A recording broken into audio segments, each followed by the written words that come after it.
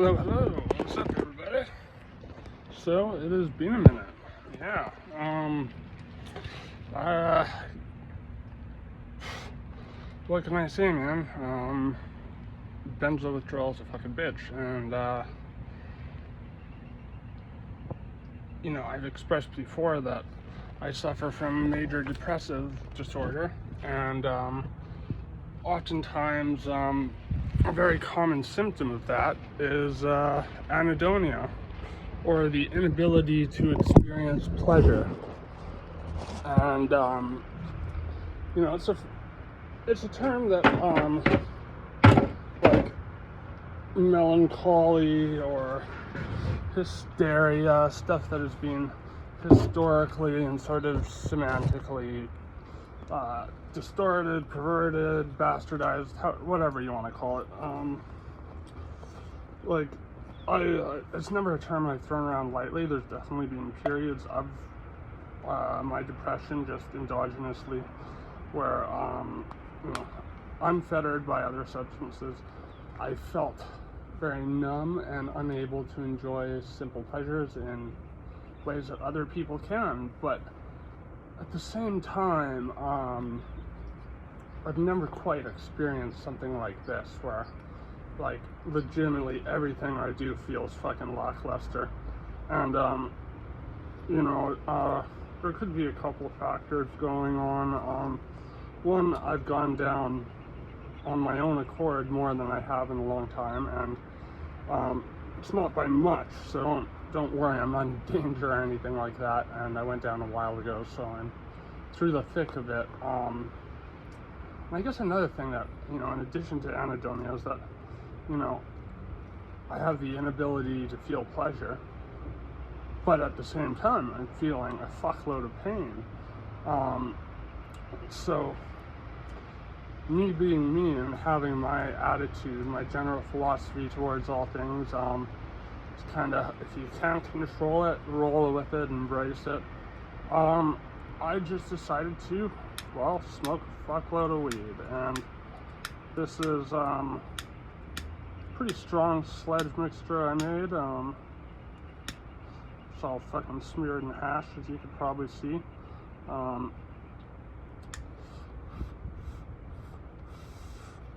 Up until I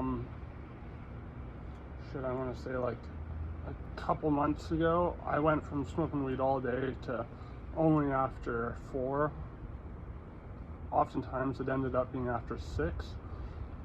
That's about the time I'd get home. Now, fuck it, man. Fuck it. Like, benzo withdrawal, and don't get me wrong, I'm not trying to characterize myself as a victim. I brought this on myself.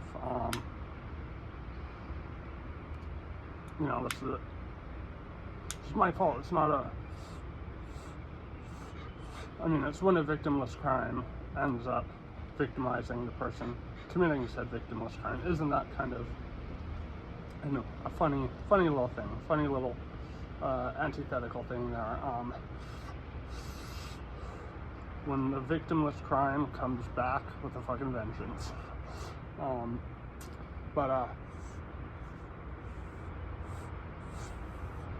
kind of being facetious because I do think drug use, individual drug use is for the most part a victimless crime.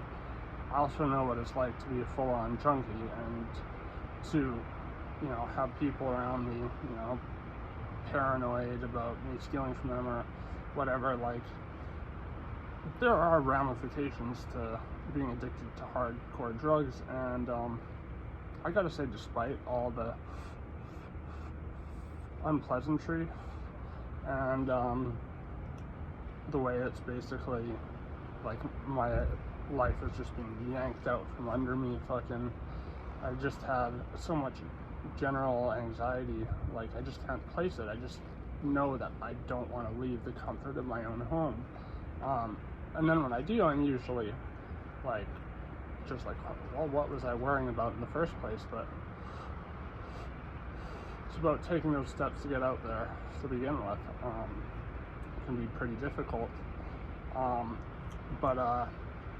And when I do go out, I'm usually just fucking smoking fucking joint after joint after joint, fucking cigarette after cigarette.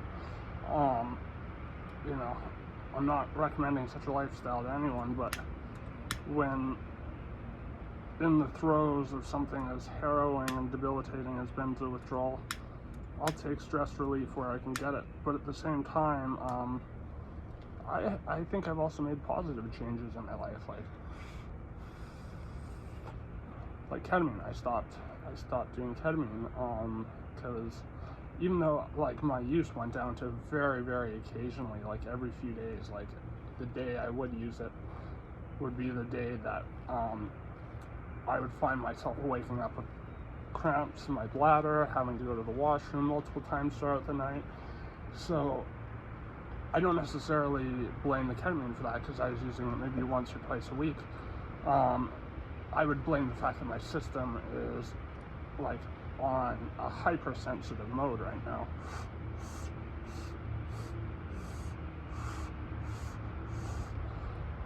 Like I've experimented a lot of supplements to try and alleviate the benzo withdrawal symptoms, and a lot of stuff works, a lot of stuff doesn't. You know, I'm really striving to try to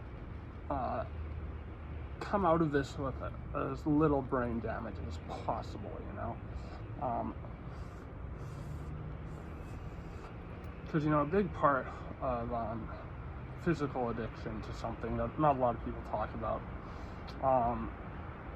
but a lot of people who are, you know, psychiatrists, psychologists, you know, addictions counselors, what have you, they won't admit this to you outright, but they know in the back of their minds this is true.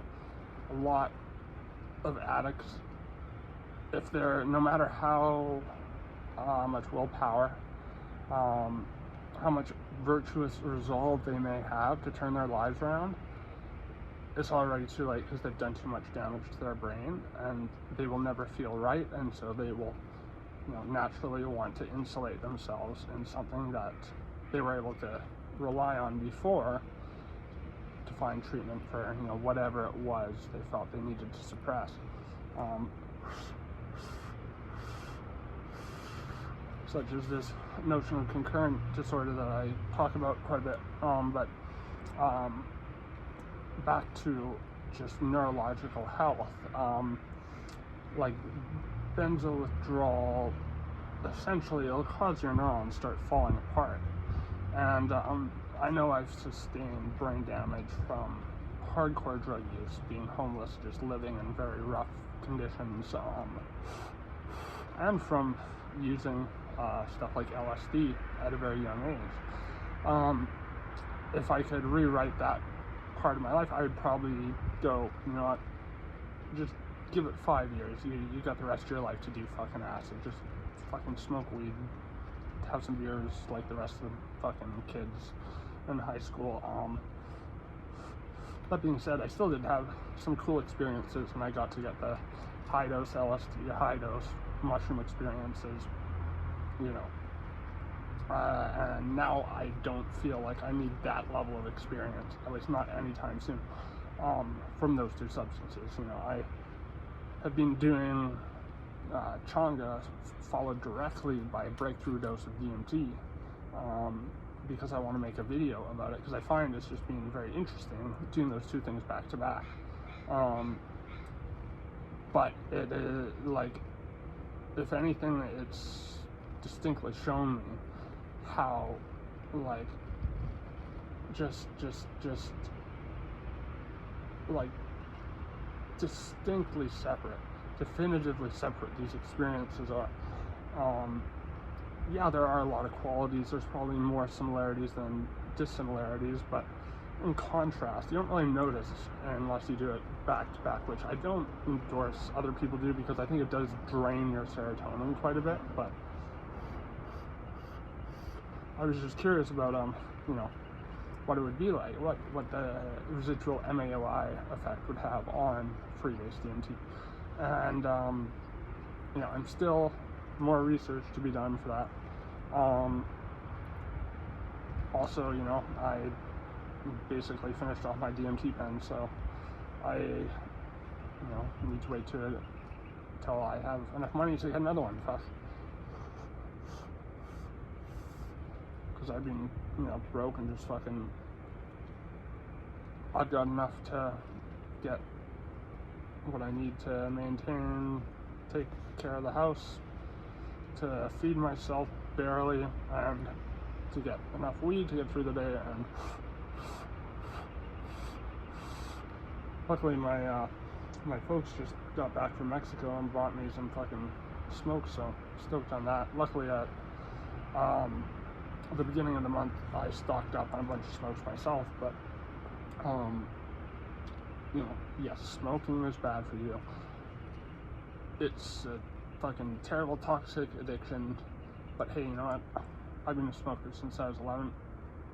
I have what I believe is present in all addicts, if not all people, which is what, you know, the Native Americans, according to William Burroughs, called the ugly spirit, and that is the spirit that wants decadence, to overindulge, you know, to fight, to fuck, to feed, to just, like, you know, essentially, from what I understand, synonymous with the idea of the shadow. But, you know, I have to, typically when I talk about, you know, the Jungian shadow, go on this, you know, long-winded explanation to people I usually have just met about how it's essentially like all your repressed characteristics, thoughts, wantings,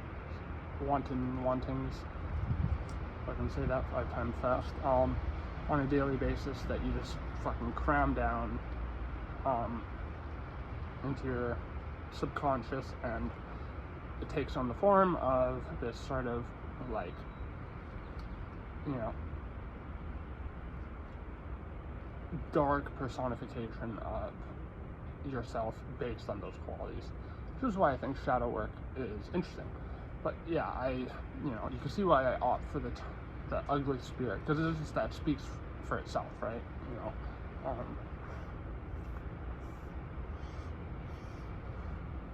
and while you know, I could see how something like benzo withdrawal would make me want to go out and do shitty drugs, and or to fucking say fuck this, I'm not going through a year plus of this bullshit and just fucking kill myself. I could see how that would be possible, but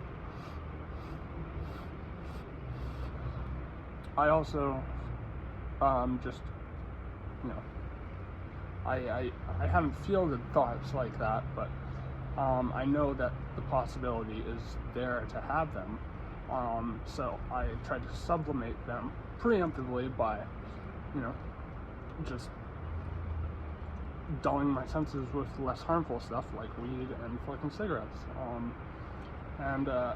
Oh yeah, going back to just neurological health,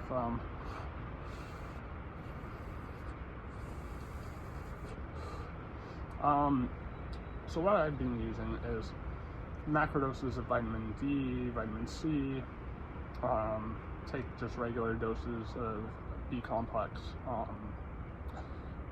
NAC, which I find really cleans my fucking lungs out. I have terrible sleep apnea ever since benzo withdrawal. Also, being a heavy smoker of, you know, very strong pot medicaments like fucking hash, sativa, live resin, CBD isolate. I usually use diamonds, but I couldn't afford them at that point in time, plus they also had live resin on sale. They actually were fucking selling these massive joints like this that were made out of distillate, or they were weed fucking rolled in distillate and keef and fucking like a ton of shit, and they're like, don't smoke that all in one go. And I was like, dude, I have a fucking super high tolerance, it takes a lot to get me fucking high. And he was like, trust me, that'll last you 3 goes. And like, I knew it was strong because it made my fucking mouth numb, but I mean, I smoked almost all of it in one go, and like, it was probably like fucking 5 times the size of this, and it got me about as high as I am right now, halfway through this, which,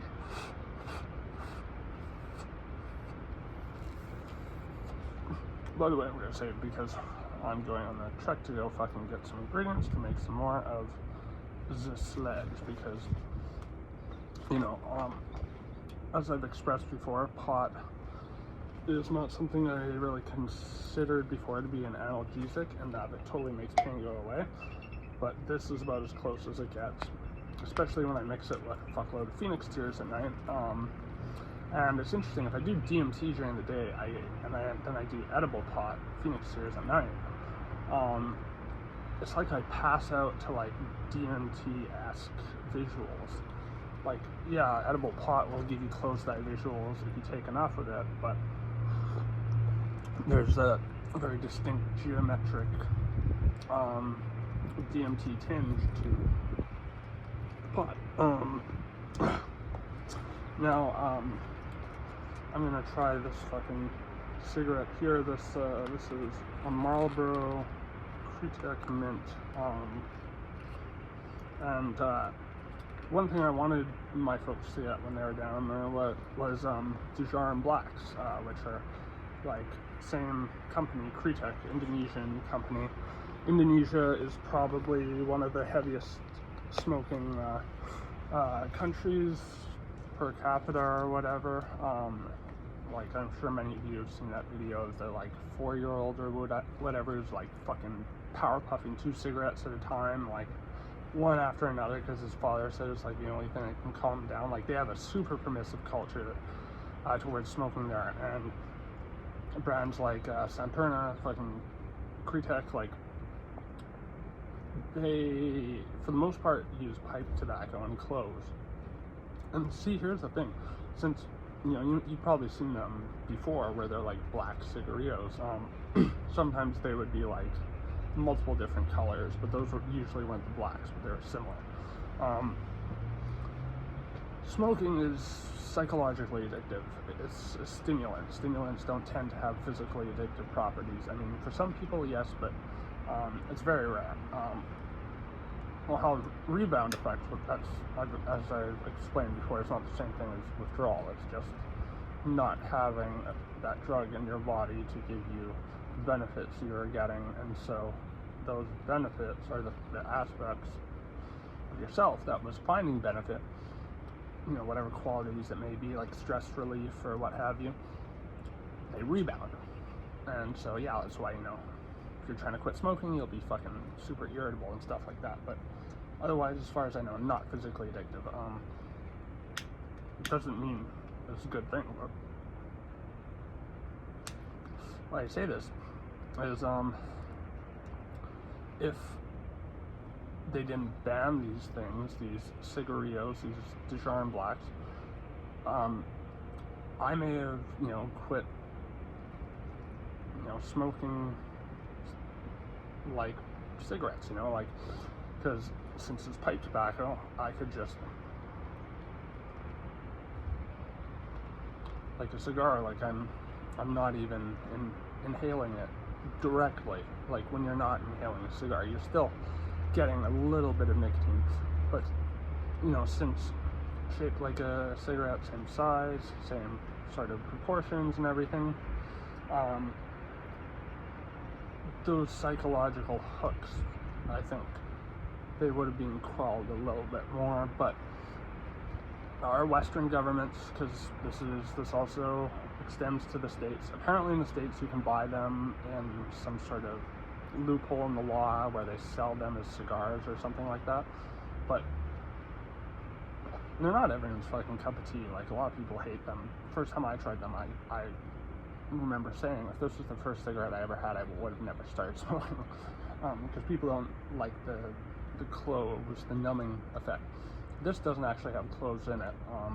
This has kind of the flavor and the filter, like most mentholated cigarettes, you know.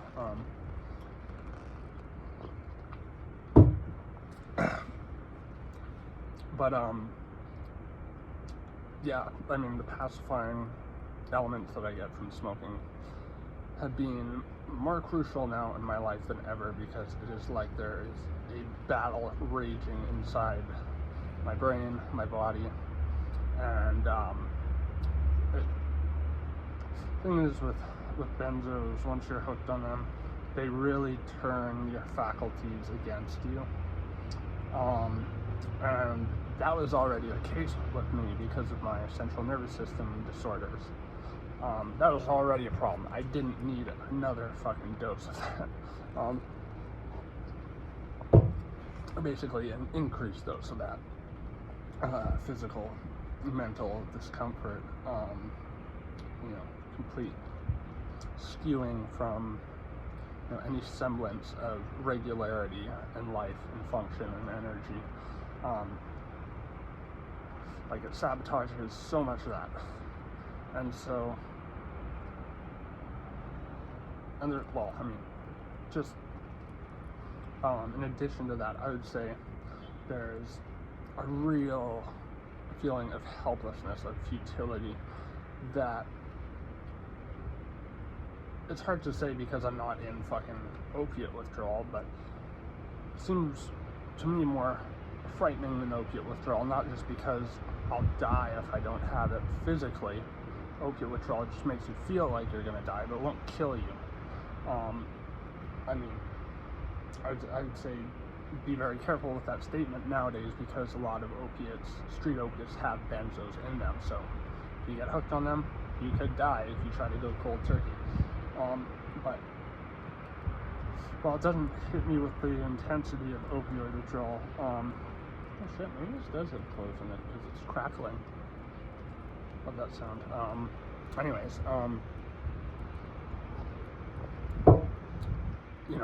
The fatal aspect of it, of course, is beyond frightening, but it really is, to me, just knowing that there's nothing I could do but just kind of grit my teeth and just pad time until it's over, as I gradually get more and more uncomfortable and thrown out of whack.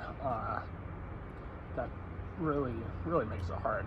I can see why a lot of people want to take the early exit game with this fucking awful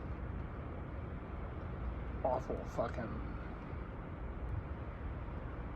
I don't want to call it disorder, but let's just say chemical imbalance, or well, it's more of a it's more so your GABA A receptors just being shot to shit. Not so much that you don't have GABA A present, it's just not being cycled through your brain, and that is such a crucial chemical for neurological health. Like, it will determine the speed in which things are being transmitted through your hippocampus, excitatory chemicals, proteins, neurons. It has a huge impact on that, and your hippocampus is the part of your brain that's affected when you have depression, Alzheimer's. You can see what I mean when, hopefully, with my verbal illustrations here, see what I mean when I talk about how it makes your fucking neurons commit suicide. Now, I've been trying to prevent the neurological damage because I don't want to come out of this a shell. I want to come out of this a stronger person.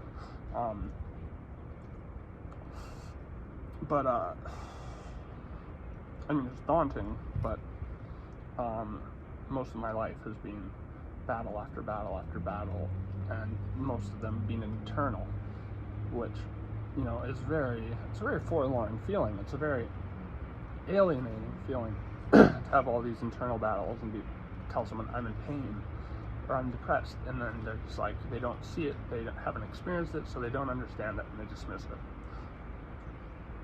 It's one of the most frustrating parts, because part of where we find meaning as human beings is through compatibility in the nature of our experiences with those of others.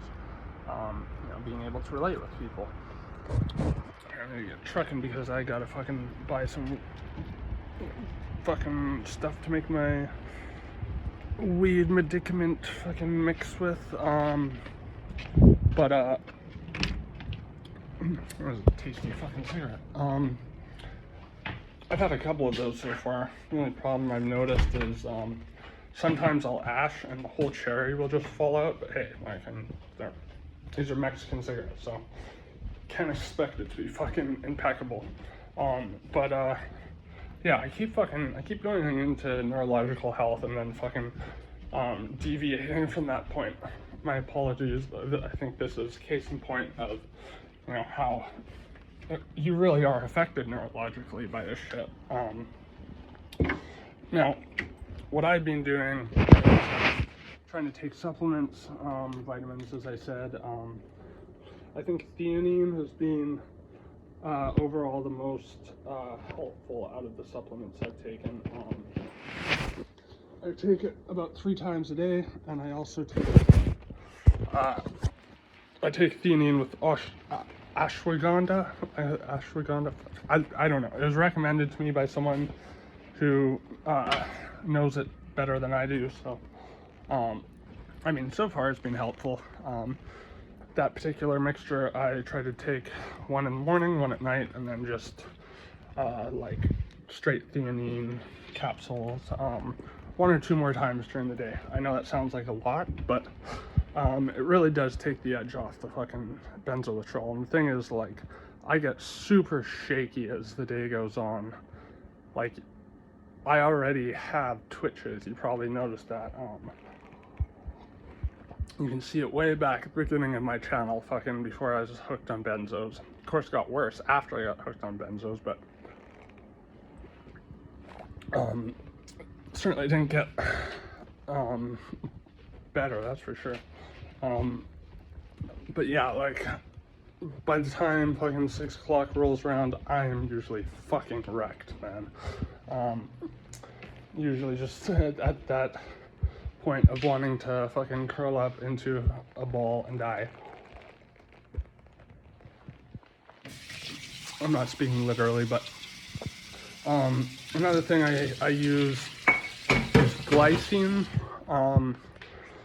Now, I just want to say right now, with these supplements and, you know, using them as an adjunct to getting through benzo withdrawal while trying to maintain neurological health, you know, I did a fuckload of research into every one of these supplements before taking them, and people really have a vast array of responses to them.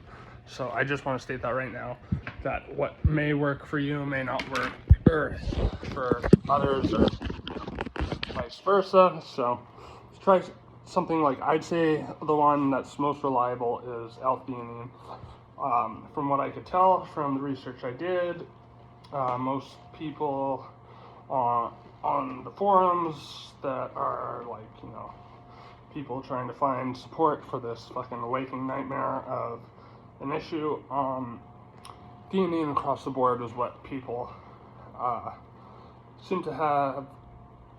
And, you know, I can't say that I'm not God. I haven't fucking read every single report out there, but I've done a lot of fucking research on this stuff, and very rarely have I heard people talk about theanine impacting them in a way that makes their withdrawal symptoms worse. The other one that I take is glycine. That, interestingly enough, sometimes I find it helps quite a bit. Like sometimes it'll be the difference between sleeping through the night and, you know, waking up multiple times and having to move around because my muscles are so sore. Like, it literally feels like I just woke up from, you know, death. Like, I feel like I have fucking rigor mortis and shit. But, you know, the directions were to take, like, one dosing, or dose, you know, it's kind of like sugar. You mix it in water and drink it during the morning, one at night. Found when I did that, I found the symptoms of the withdrawal actually got worse. Not hugely, but like when you're in this sensitized of a state, like really a little does a lot. It's noticeable if you're feeling discomfort from one thing or another. I'm puttering. But yeah, I find if I take it once a night, I'm usually fine. Another one that you know, some people swear by, other people say, you know, fucking don't take this. reacted very poorly with me, and I admonished myself in retrospect for taking it.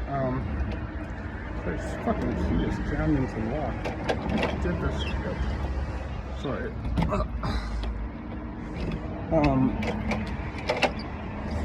Yeah, with magnesium biglycinate, I find as long as I don't take too much, because it is GABAergic, so it does impact a GABA receptor. I don't think it's GABA A, I could be wrong about that, but I find personally it helps. I take it in a formula that comes with melatonin, as well as a little bit of theanine.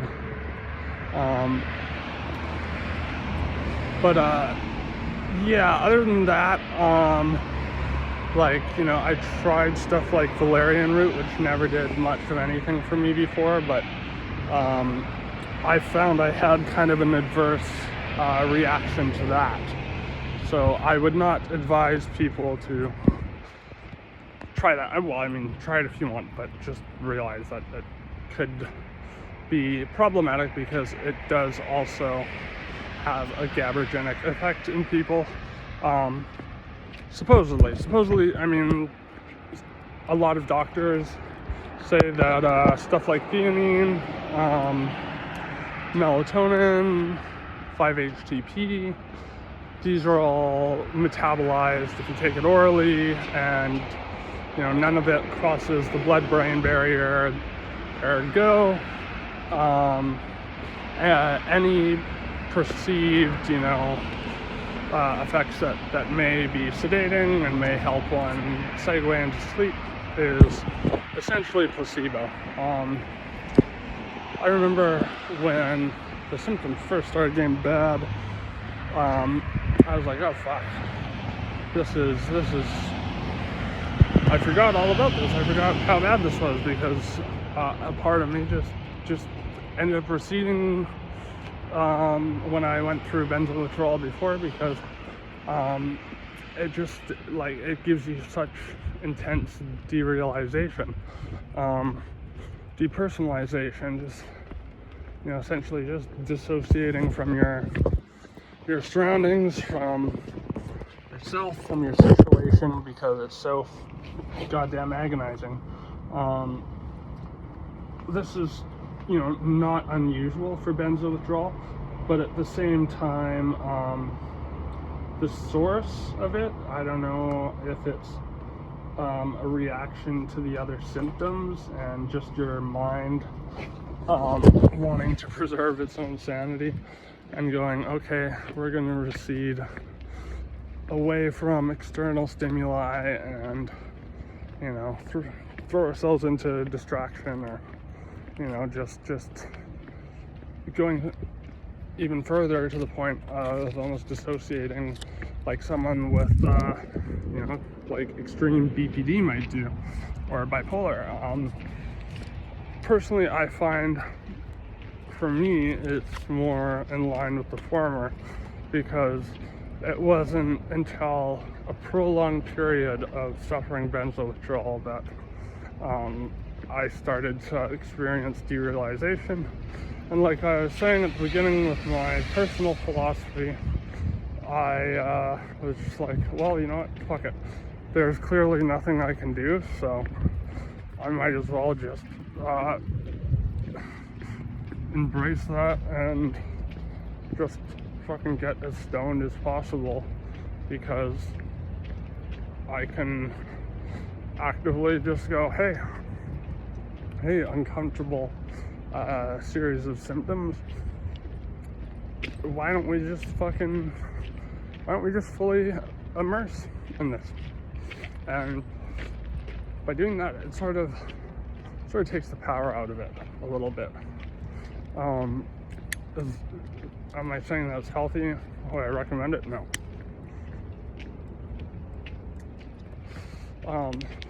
Will I potentially pay for such behavior? I doubt it. I doubt by smoking a fuckload of weed and taking a fuckload of Phoenix Sears after all this is done, like, if this is done and I'm like, 9/10 of the way to fucking, being a vegetable, I would not point to cannabis and go, yeah, that's why. No, I think it's pretty fucking harmless in this context, as is cannabis in just about any other context, unless, you of course have some sort of underlying mental health disorder.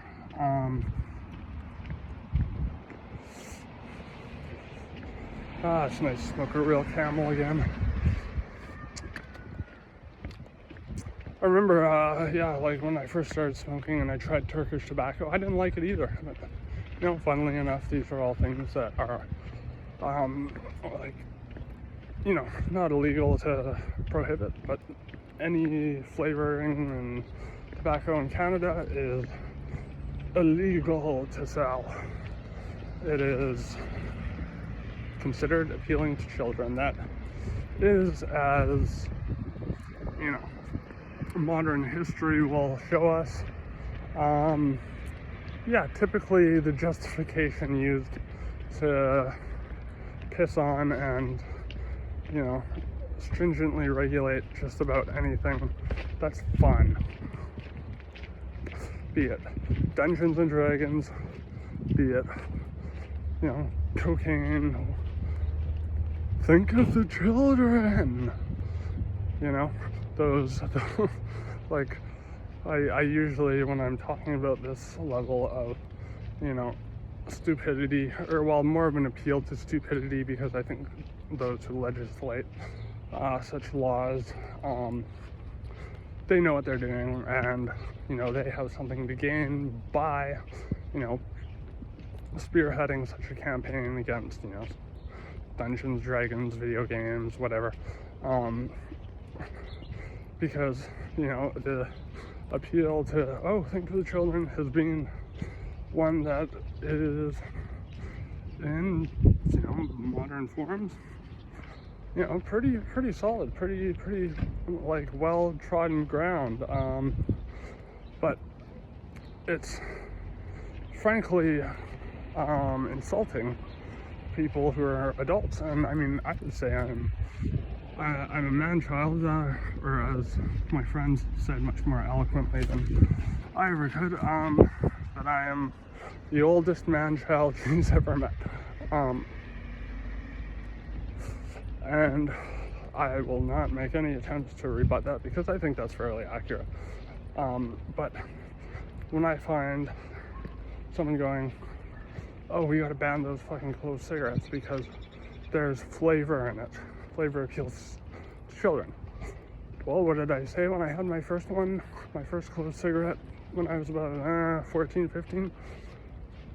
If this was the first thing I ever smoked, I would have never started smoking on a regular basis. I was being kind of hyperbolic at the time, but I do think there is some truth to that. But yeah, going back to the analogy I use to illustrate the absurdity of that rationale, I'm using finger quotes because there's not much rational about it. It's, frankly just makes the general public look very stupid for the benefit of very few.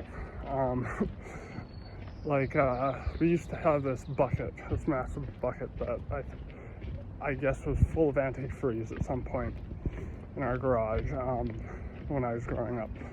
And it had this little diagram, and I remember I saw this diagram on other buckets of antifreeze in the 90s, and it had one of those circles with a diagonal line through it, and the image inside of that circle showed someone dunking a baby headfirst into the bucket of antifreeze. So it was basically going through caveman language, don't dunk your baby into antifreeze. It's just not a good idea. Think of the children, like, fucking really.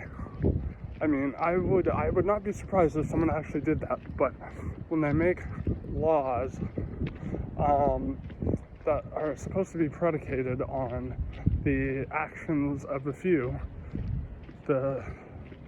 intellectually speaking, and I am no fucking, I certainly don't have any superior fucking status when it comes to intellectualism, but I think it's safe to say that it really pisses me off when the actions of the stupidest, when it comes to the bottom rung of, just thinking practically, thinking with some semblance of pragmatism and ethics, and whatever leads to people to think, oh yeah, maybe dunking my baby in a fucking vat of antifreeze is a good idea. I imagine it probably involves something like a lot of meth for someone to do that, or an insurance fraud scam, but either way, it's going to be played off as, oh, some stupid fucking asshole did this, so now we got to put these labels everywhere, or we got to ban this or that. Yeah, it's beyond fucking frustrating. But hey, such is the nature, the very cloak and dagger nature of most legislation in today's fucking society.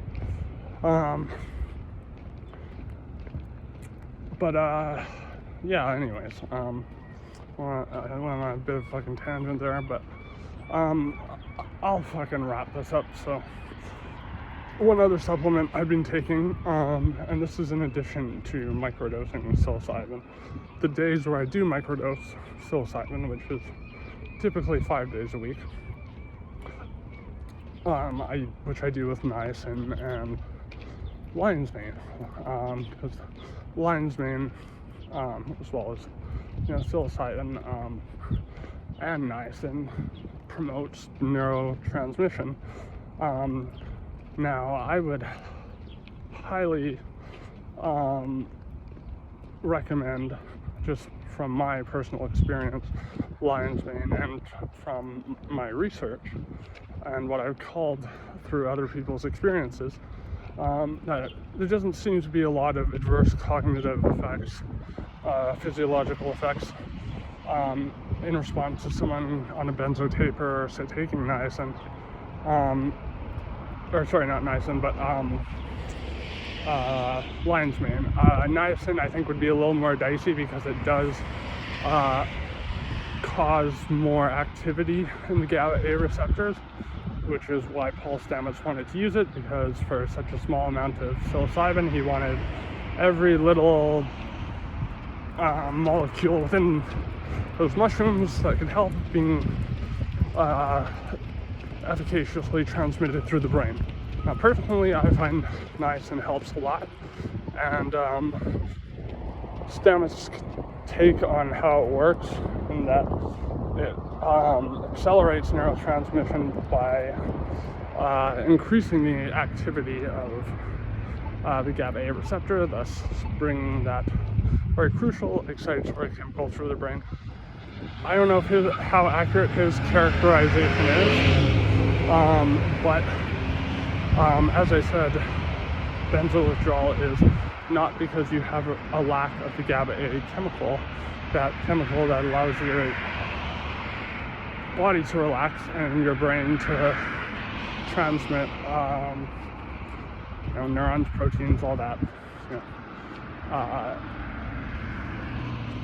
Either bring up or pull down activity in the hippocampus. I think that's fair. So as I said, it's the receptor being shot, and there's actually a bunch of GABA A that's already there and is backed up, but your receptor is so damaged that it's not, there's just not a lot of uptake in terms of actually processing that GABA A and getting it through the brain. And so I think niacin does help with that, but using flesh niacin for the average person. Like, I've spoken to people who work at dispensaries and just microdose fucking like every day of the week because they work at a dispensary. They get free microdoses. They hate niacin. They can't stand the niacin flesh. And these are people who, as far as I know, aren't, going through benzo withdrawal or anything. Personally, I enjoy the flesh of niacin. I take way more than what Stammet advises, and I think it helps, but I find if I take it for more than once a day, 5 days in a row, then, because there's a sense, and I don't want to speak like I have any authority on this because I don't, but just empirically speaking, it seems like the niacin flesh is like detoxing a lot of shit out of your system. Like I drink a fuckload of alkaline water all day, throughout the day. I think just this is part and parcel with having a high metabolism, but I've always drank a lot of water. Alkaline water, I find, particularly helps with bladder cystitis. I've heard people are perfectly, operational, strong, stable central nervous systems, immune systems, so on and so forth, neurochemistry, having bad reactions to alkaline water. So I'm not gonna, advocate for it, but for me, it does seem to help. Usually because I'm drinking so much water, my takeaway is, my stream is clear, and that means there's not that's usually a good sign. That means that you're getting a proper amount of hydration, and there's not a lot of shit that your system's flushing out. But I find after I take niacin and have that flush, after the flush is done, it's not in the interim, but right after, post flush, I'll take a whiz and it'll look like it's fucking radioactive, similar kind of yellow to taking a bunch of multivitamins. And as I said, I do macrodose vitamin D, vitamin C, something else I don't recommend because even though doctors say not to do it, a lot of people I have spoken to who are well versed on supplements and stuff say it's totally fine and that it actually helps if you're going through something like I am, or you're on methadone, Suboxone, help particularly with vitamin C. I've gotten this from someone who has a fair amount of credibility in the area of medicine and alternative medicine, that the vitamin C, if you take a fair amount of it, I take typically 2,000 milligrams at night. Some people go way higher. That's already pretty high. I think I try not to go any more than that. Sometimes my bladder's feeling shitty, I won't even take that much. I'll take half as much. But it apparently, if you're on an opioid blocker like methadone, helps. Those individual the components of that drug that are now rushing to your receptors get there and stick with more efficacy. I also feel because withdrawal makes your system just rapidly be in a state of detox, so it's just constantly detoxing. It feels like I'm supplementing a lot of the nutrients that I'm losing. It's my appetite has been fucking huge. One way I not only try to maintain myself, but to keep myself fucking sane every day is to do a solid 2 hours of fucking heavy fucking weightlifting, and I've actually put on quite a bit of weight, surprisingly enough, since all of this. that I'm proud of, but you know, it's harder to garner that energy and to get started on it. But you know, it's better to do that than to sit and sort of sulk, because if I've learned anything just dealing with chronic pain, it's if you just kind of try to sit and tune everything out, you know, you'll either just go into a state of derealization because, you know, the trauma of just having to deal with that constant pain that you can't do much about. I think it just makes your perception detached from everything around you. You know, I wouldn't say I completely fucking am detached from everything around me, but there is definitely a sense of being pulled away from whatever's going on in me, around me, so on and so forth. The vitamins, I mean, it feels on like, I want to say organically intuitive level, because I can't come up with a better term than that, but essentially what I'm getting at is that, how do I express this? That I can feel like, oh, okay, by taking these vitamins, I am compensating for a lot of the vitamins my system is shedding, because it is rapidly cycling nutrients out because of the state of shock that my system is in. But because of that state of shock, you know, it might not be good. It might overload, you know, someone else's organs, regulatory organs that, you know, innately detox, like your bladder, your liver, your kidneys, and probably one way that, like, I managed to put on so much weight, and as I stated before, I can't put on fatty weight at all. My metabolism just burns through it, so it has to be muscle. But well, in order for my muscles to adequately heal, it needs a lot of protein. So I drink a lot of protein shakes throughout the day, you know, typically mid-workout, post-workout.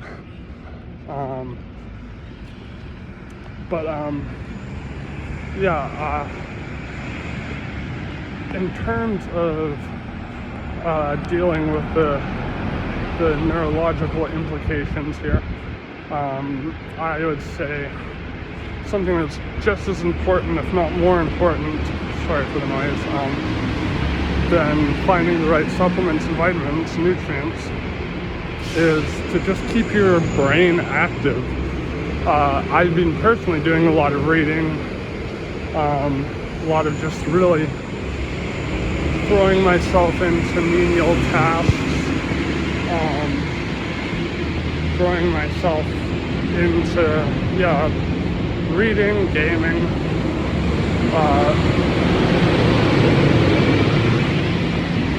sorry, that's why I was fucking here. Reading, gaming, playing guitar, working out, trying to really throw myself into my academic assignments and whatnot, even though it's quite difficult to muster motivation and focus for such things, because my concentration has just been like completely fucked. Like, which, oh yeah, I want to say, because I am prescribed Dexedrine for my super fucking shitty ADD, and I find it like compulsory. Okay, I got time for a smoke before I can get on the C-bus here. Now this is the Camel 1913, which is like apparently the neighbor down at the co-op which my folks were renting from, like, swore by these things. Apparently they're slightly cheaper than just like regular Camels.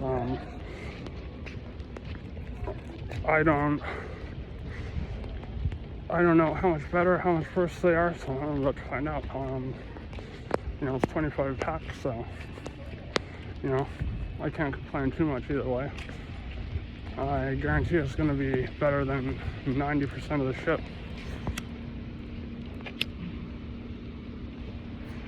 You can buy in Canada, like camels, which aren't even fucking, they have no semblance to what camels are supposed to be in Canada. They're like Virginia tobacco and nothing else, but they charge the premium price. Well, yeah, it tastes fairly similar. Not quite as sweet.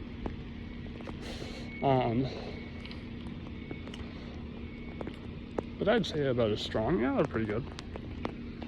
I like them. Yeah, fucking. Okay, I'm gonna fucking wrap this up. So,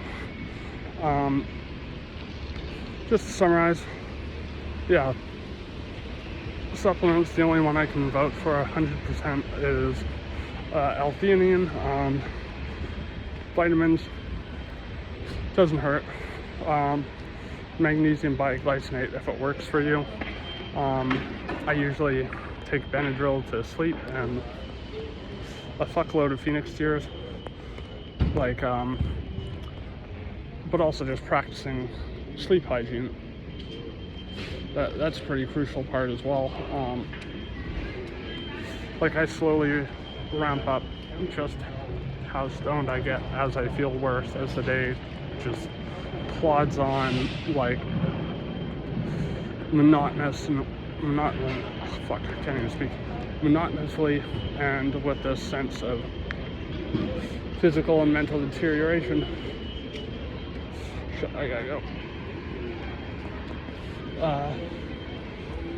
Yeah, what's just as crucial, if not more so, just staying active.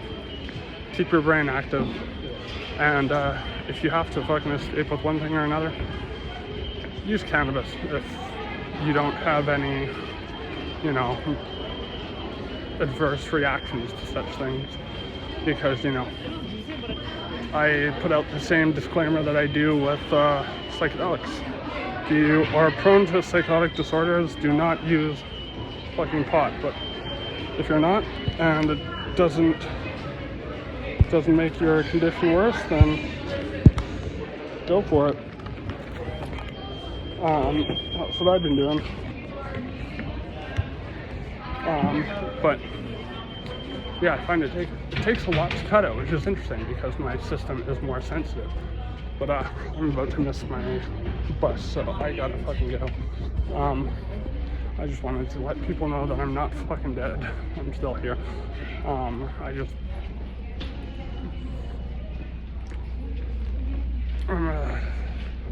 know, in my shell of comfort,